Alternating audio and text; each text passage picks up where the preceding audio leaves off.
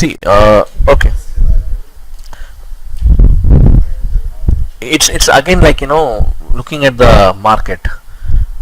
For anything that is made an offer, there will always be early adopters. Then there will be some patient onlookers. There will be some late adopters, and there will be some people who will never buy. So even if I take this headset, okay, this headset for example, and I know that this is a very good headset, okay, and I find some 100 people who really need this headset, so they are qualified prospects, they can afford this headset, they can do it, they have all the time, money, budget, everything they have, okay.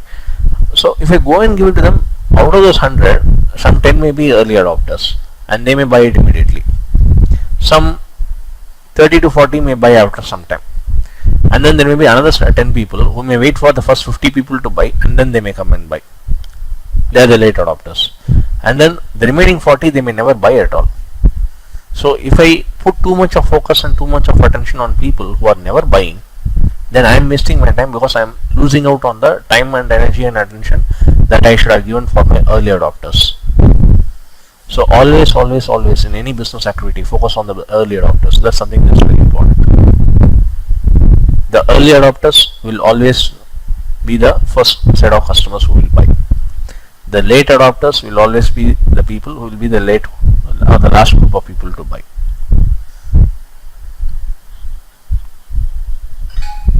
That's how you do it. So who are the early adopters? If it is your clients, focus on who are the early adopters and sell it to them. Make some cash flow, get in some profits, get some testimonials, get some proof of work, and then you go and show it to the late adopters or the middle buyers and all those people, and ask them if they would like to buy. If they buy, great. And then also go to the people who never buy. So even if they don't buy, then also it's fine. So same way, if you're also doing it in terms of your team, find out who are the early adopters, make an offer to everyone in terms like, okay fine, this is the opportunity available, this is the result or the end result that you can achieve. Now if you want it, go ahead with it. Okay, there you first communicate it in terms like, okay, this is the offer and this is the result, or this is the big win that everybody of us can have, of which if it is an optional skill to be had, then you have to put it in an open forum. Sometimes, not all the times, if it's an optional skill. Okay, there will be some early adopters. Focus on those early adopters and help them to develop. Focus on those early adopters and then help them to develop. Then the other people will also catch up slowly, because this is an optional skill. This is not a job required skill. If it is a job required skill, then they have to learn to like it and learn it. They have to learn to like the whole journey experience, or else the organization cannot grow. However, if it's an optional skill, then focus on the early adopters. Celebrate their wins among the team, celebrate their progress in the team, and that progress and that wins, that will motivate, that will inspire, and that will give the level of confidence to the other people also to learn and grow it. That is how you do it. I mean, like, make an ecosystem. If people around me, all of them are rich, then I will also be inspired to become rich. If people all around me are having disempowering belief systems about money, then even if I find an inspiration to become rich, these people, there is a tendency that I may get demotivated or by absorbing from the environment of people surrounding me being or having negative belief systems about being rich. So it's about creating the right environment. It's about creating the right ecosystem. That is how you give a chance for growth. That's how you give a chance for growth, and that is applicable for everybody. And that always begins with self. So what is it that is happening with you? What is it that is happening with your clients? What is it that is happening with your with your team members, with your vendors?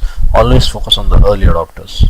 Those are the first low hanging fruit. You can call it as low hanging fruit, you can call it as the first customers, you can call it as the beta group, you can call it as the first followers, or you can call it as the early leaders. Whichever it is, those are the people who is going to ensure that the organization is going to grow, and that's how you lead them. That's the only way to lead them.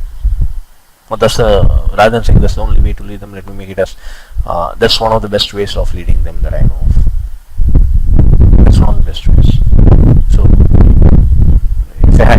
only 5 clients today, and 95 clients are not early adopters, then I have two choices. I can either say like 95% are not buying and I can just feel bad about it, or I can feel happy that 5 people have already bought and give my best service and best value add to these 5 people in such a way that these 5 also become my repeat customers at one level, and another one, I help them achieve their results in such a huge way that they give me wonderful testimonials that I can go and demonstrate it to the other 95, by which they will get convinced and end up becoming my customers. So first it's 5, then another 5, then another 5, then another 5. That's how you build it.